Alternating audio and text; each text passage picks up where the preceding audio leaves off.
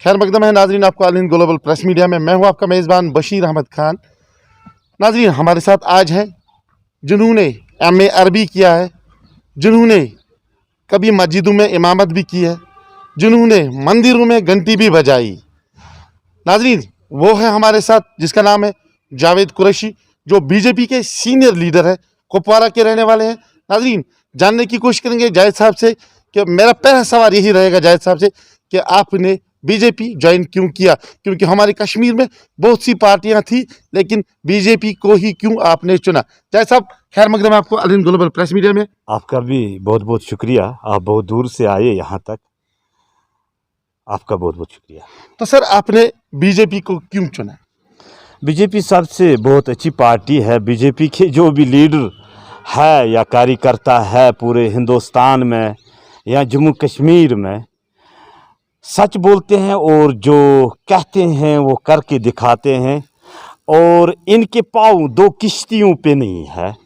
Bharatiya Janata party के हर एक कार्यकर्ता का, एक लीडर का ये सोच है कि हम अपने मुल्क की हिफाजत करेंगे और अपने देश को बढ़ाने की कोशिश करेंगे, इसलिए मैंने भारतीय जनता पार्टी में ज्वाइन किया। तो जय साहब, दूसरा सवाल मेरा आपसे यह रहेगा, क्योंकि आपके जो वालिद, सर आपने उसको अवॉइड क्यों किया, आपने बीजेपी को क्यों चुना? ये दूसरा सवाल रहेगा आपको, क्योंकि आपके जो वालिद थे। देखो, ये तो 91-92 की बात है, जब से यहाँ पे हालात ख़राब किए यहाँ के हुर्रियत के लीडरों ने, तब से हमने इसके खिलाफ ही आवाज़ उठाई है, तब से आज तक। क्योंकि जो यहाँ पे कत्लगारत हुई इन 30 सालों में, इसकी ज़िम्मेदारी उन फिरक परस्त लोगों पर है जिन्होंने इस जन्नत बेनज़ीर को जहन्नम बनाया था। तो आपके सामने है कि अगर हम हिंदुस्तान में रहते हैं, हिंदुस्तान का खाते हैं, हिंदुस्तान का पीते हैं और इस आइन को मानते हैं, यहाँ असम्बली इलेक्शनस, एमपी इलेक्शनस या हमारे जो यहाँ पे अभी सरपंच, वार्ड मेंबर्स या डीडीसी इलेक्शन हुए, वो आइन हिंद के तहत ही हुए। बड़ी वजह यह है कि अगर कोई फिरक परस्त करता है, फिरक परस्ती करता है, तो हमें सब मिल को इनके खिलाफ आवाज़ उठानी है और इनको आवाम के सामने नंगा करके रखना है। तभी हमारे नौजवान उन दलदलों से बच सकते हैं या इस मारदार से बच सकते हैं या उस चरस अफीम की लत जो लगी हुई है यहाँ के हमारे नौजवानों को, उन दलदलों से हम तभी निकाल सकते हैं जब इस जम्मू कश्मीर में अमन की फिजा हो। तो सर, मैं ये भी जानना चाहता हूँ आपसे, क्योंकि जब से धारा 370 और 35A को नेस्त नाबूद कर दिया गया है, लेकिन मैं यही जानना चाहता हूँ आपसे कि उस टाइम आपने बड़े वादे किए थे, चाहे वो नीचे लेवल से या ऊपर की लेवल से, या आपने खुद भी कहा कि कश्मीर में अब डेवलपमेंट होगी, अब रोज़गार मिलेगा, लेकिन अब तक ग्राउंड जीरो पर उसको नहीं देखा गया। वजह क्या है? मेरे ख्याल में आपने नहीं देखा होगा, हम तो देख रहे हैं। जो 30 सालों से इस जम्मू कश्मीर में हालात रहे हैं, खासकर 6 मंथ बंद ही रहता था। 6 मंथ के बाद यहाँ के सेक्रेटरीट का, यहाँ के एमएलए का, यहाँ के मिनिस्टरों का 6 मंथ तो विजिट रहता था जम्मू में। बिल्कुल। तो 6 मंथ यहाँ हुर्रियत के लीडर तो हड़ताल में ही रहते थे। जब से धारा 370 ख़त्म हुआ, तब से आज तक जो रोडों की हालात या कई डिपार्टमेंटों में जो जॉब्स निकले और वहाँ पे उनको एलो भी किया गया, ये खुशकिस्मती की बात है कि भारतीय जनता पार्टी ने हुकूमत संभाली थी। दूसरी बात मैं आपसे कहना चाहता हूँ, बेरोज़गारी तो आज नहीं है, ये 30 सालों से बेरोज़गारी है। ये तब मुमकिन हो सकता है जब अमन की फ़िज़ा कायम हो और खुद ब खुद रोज़गार के वसाइल मौजूद होते हैं। मैं ये समझता हूँ कि जब तक जम्मू कश्मीर में अमन कायम नहीं होगा, फिरके परस्तों के ऊपर लगाम नहीं होगी और हम इस मुल्क को आगे बढ़ाने की कोशिश नहीं करेंगे, तब तक वो ज़रिए कम रहते हैं हमारे पास।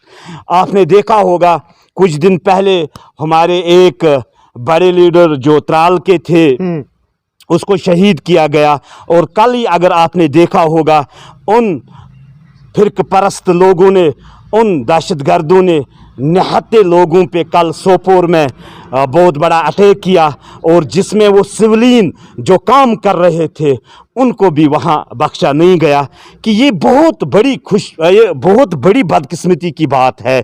हमें सोचना है, जम्मू कश्मीर के लोगों को ये चीज़ सोचना है, जब तक हम दहशतगर्दी के खिलाफ आवाज़ नहीं उठाएंगे, जब तक हम इनको नंगा करके नहीं छोड़ेंगे, जब तक हम पाकिस्तान के खिलाफ आवाज़ नहीं उठाएंगे, तब तक इन निहत्ते लोगों को शहीद किया जाएगा, तब तक ब्लास्ट होते रहेंगे।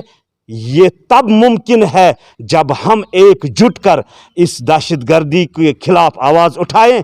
ये तब यहाँ से दफ़ा हो सकता है और हमारे नौजवान के हाथ में हकीकतन में रोज़गार भी होगा और अमन की एक लहर होगी। जो जम्मू कश्मीर, यहाँ कश्मीर में लोग बाहर से आते थे घूमने के लिए, अभी जो वो सीज़न लगा हुआ है, मगर बदकिस्मती की वजह से हम पीछे ही चल रहे हैं। ये तभी मुमकिन है जब हम एक आवाज़ उठा के और हकीकत में अपने कश्मीर को उन दलदलों से बचा सकते हैं। जय साहब, आपने खुद कहा, आपने किया ये जो रविंदर रैना कोविड-19 के पॉजिटिव निकले, तो उस टाइम आपने क्यों कहा कि मैं रोज़े रखूंगा? रोज़े रखने से क्या फ़ायदा होगा रविंदर रैना को, और आपने रोज़े क्यों रखे? देखो, ये हमारा जो दीन इस्लाम है ये सिखाता है हर एक मज़हब की आप कदर करो, आप इज़्ज़त करो। दूसरा जो हमारा दीन इस्लाम सिखाता है, चाहे वो हिंदू हो, मुसलमान हो, सिख हो, ईसाई हो, आप किसी के लिए भी दुआ कर सकते हो, आप किसी के लिए भी रोज़े रख सकते हो। और जो ऊपर वाला बैठा हुआ अल्लाह ताला, उसी के हाथ में है बीमारी को डालें, बीमारी को वो दूर करें। और उस टाइम पे मुझे लगा कि मैं अल्लाह से दुआ करूं और हमारे रविंदर रैना साहब ठीक हो जाए, क्योंकि कौम को ऐसे लीडरों की ज़रूरत है। तो जैद साहब, और एक सवाल ये मेरा रहेगा आपसे, क्योंकि आपने जिस टाइम कपड़े फाड़े थे तो लोगों ने उस पर आपको इतना मजाक बनाया। दरअसल उस कपड़े फाड़ने में राज क्या था, या आप सोफी यूसुफ के उस सवाल का जवाब देना चाहते थे जिस वक्त सोफी यूसुफ ने यह कहा कि जायद साहब बीजेपी के रुकन नहीं है, बीजेपी के कार्यकर्ता नहीं है? उस बारे में आप क्या कहना चाहते हैं? नहीं, वो तो उसके बाद में हुआ, वो तो पहले हुआ था। आपको गलत इंफॉर्मेशन है, वो बाद में हुआ था, उससे पहले मैंने किया था। देखो, हम सब हिंदुस्तानी हैं, यहाँ किसी के जेब में पाकिस्तान का आधार कार्ड नहीं है। आधार कार्ड हमारे हिंदुस्तान का ही है, हमारे जज्बात है। और मैं उन फिरक परस्तों से उस वक़्त ये जवाब देना चाहता था जो हुकूमत में रहे थे, और इस तिरंगे के लिए हमारे लाखों लोग शहीद हुए। बॉर्डरों पे देखे, हमारी बॉर्डर सिक्योरिटी फोर्स, हमारी आर्मी, जम्मू कश्मीर पुलिस, हिंदुस्तान का एक एक बच्चा जो इस तिरंगे को दिल से चाहता है, दिल से इज़्ज़त करता है, और लाखों लोगों ने कुर्बानियाँ दी। आप देखो, बड़े बड़े पहाड़ों पे जो हमारे सिक्योरिटी फोर्सेस रहते हैं, वो किस लिए? वो इसी तिरंगे के लिए, और इस तिरंगे को हर चोटी पे इज़्ज़त देते हैं और इसको सल्यूट करते हैं। वो बदकिस्मती ये थी कि उस वक़्त की जो चीफ मिनिस्टर रही थी, उसने वो इनकार किया था, और वो जज्बातों में आके मैंने वो कपड़े फाड़े थे सच में। और मैं ऐसी चीज़ें बर्दाश्त नहीं कर सकता हूँ जो हमारे देश के खिलाफ बोले या हमारे तिरंगे के खिलाफ बोले। चाहे साहब आपने ये कहा कि मैं देश के खिलाफ किसी भी आवाज़ को सुनना नहीं चाहता हूँ, लेकिन जब हमारा मुसलमान, चाहे वो कश्मीर का हो, चाहे वो हिंदुस्तान के किसी भी स्टेट का हो, उसको बाहर इंडिया के बाकी रियासतों में जय श्री राम बुलाया जा रहा है या मारा जा रहा है, तो उस बारे में आप क्यों नहीं रिएक्ट करते हो? उस बारे में आप क्यों नहीं आवाज़ उठाते हो? वजह क्या है? देखो, ये कुछ लोग होते हैं, ये किसी हुकूमत का मामला नहीं होता है, ठीक है। अगर किसी जगह किसी को पीटा गया या किसी को बोला गया, ऐसा कुछ नहीं है। ये कुछ लोग फिरक परस्त, जैसे यहाँ पे भी लोग हैं जो ये कहते हैं कि हम इसको निज़ाम मुस्तफ़ा कायम करेंगे। हो सकता है भाई, नहीं हो सकता है, ठीक है। क्योंकि ये हमारा जो जम्मू कश्मीर है, इसमें लद्दाख भी पड़ता है, जम्मू भी पड़ता है, कश्मीर भी पड़ता है।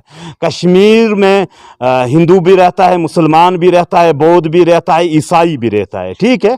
हम इसको फिर निज़ाम मुस्तफ़ा नहीं कह सकते हैं।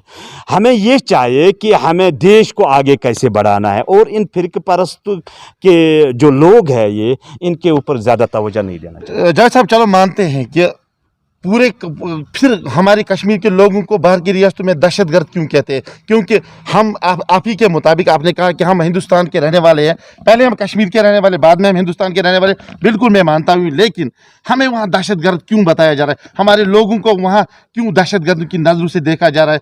क्योंकि अगर कश्मीर में कुछ आप ही के मुताबिक कुछ लोग दहशतगर्दी करते हैं, लेकिन पूरा कश्मीर तो दहशतगर्द नहीं है, पूरे मुसलमान तो दहशतगर्द नहीं है। उस बारे में आप क्या कहते हैं? देखो, ये इस हिसाब से लेबल लग जाती है कि जब हम अपने मजहब का नाम ले लेंगे, अगर हम कहेंगे कि हम पे जहाद फ़र्ज़ है, हमें जहाद करना है, हमें फोर्स के ऊपर अटैक करना है, तो हम शहीद हो जाएंगे, हमें जन्नत मिल जाएगी, ये तो हम सीधा अपने मजहब पे लाते हैं ना। इसमें हमारा मुसलमान ही तो होगा, इसमें तो हमारे डायरेक्ट मुसलमान के ऊपर ही ये टारगेट आ जाता है।